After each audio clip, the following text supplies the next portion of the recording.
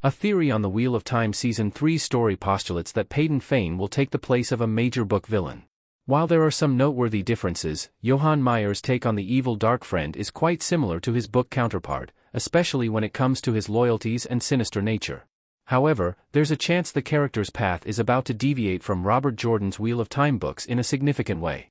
Wheel of Time Season 2's ending left Padan Fain alive, paving the way for him to get his arc from the fourth book, The Shadow Rising. The Wheel of Time Season 3 is on track to adapt The Shadow Rising, a novel that encompasses a handful of plotlines, one of which is Perrin's return to the Two Rivers.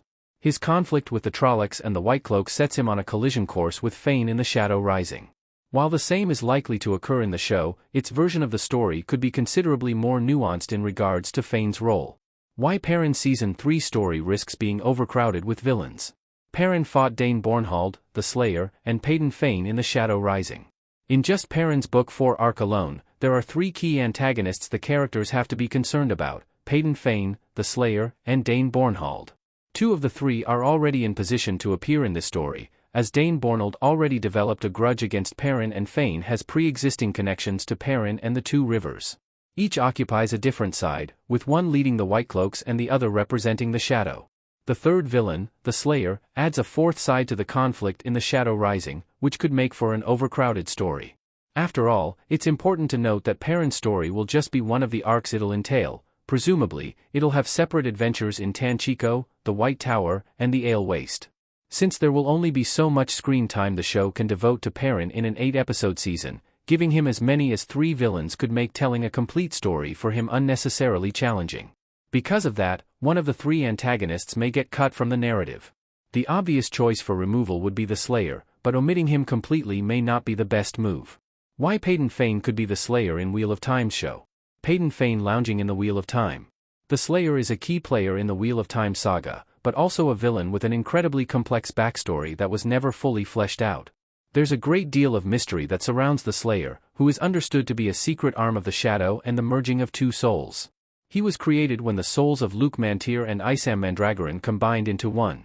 Exactly how they came into being has long been a point of confusion, and theoretically, could be properly explained in the TV version of the story. However, doing so would most likely result in the series providing significant attention to the Slayer's origins. A deep dive into the Luke Mantir-Isam Mandragoran situation wouldn't feel very relevant to Perrin's journey, as neither have strong links to his personal story. In light of that, it's possible that the Wheel of Time will try to streamline things by using Padan Fain to introduce the concept of the Slayer. It could be that in the TV version of the story, the Dark One selects Padan Fain to be the Slayer and gives him the abilities of the latter character from the books.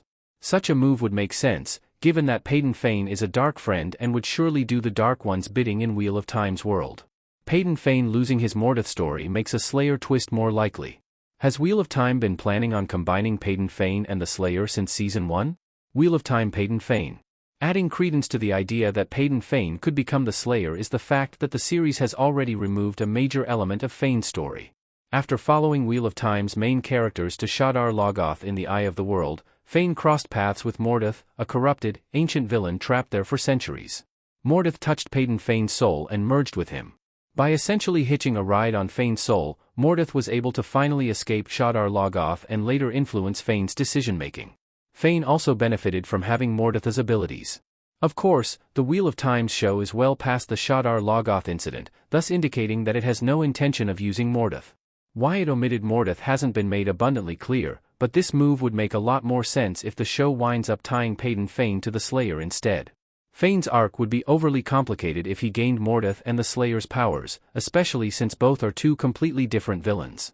The Slayer could serve as a fitting replacement for Mordath in Fain's story, as both are similarly mysterious and powerful beings. What becoming the Slayer would mean for Padan Fain's Wheel of Time Season 3 story. Padan Fain could become a hated rival of Perrin's. Perrin frowning with blood on his face in the Wheel of Time Season 2. Padan Fain becoming the Slayer would carry massive implications for Perrin's Two Rivers story in Wheel of Time Season 3. As a dreamer, the Slayer is capable of traversing Tel Aren'Rhyad, making him a threat both in dreams and the waking world. If Fain takes on this role, he can challenge Perrin in multiple forms. Not only would he threaten the Two Rivers village through the Trollocs accompanying him, but he'd also be killing wolves and wreaking havoc in Tel Aren'Rhyad. Taking both of these routes in the show's adaptation of The Shadow Rising would be an appropriate change based on his personal history with Perrin.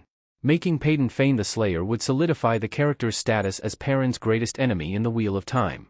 Season 2 already emphasized Perrin's disdain for Fain by highlighting the betrayal he felt when he found out that the peddler was responsible for the attack on the two rivers.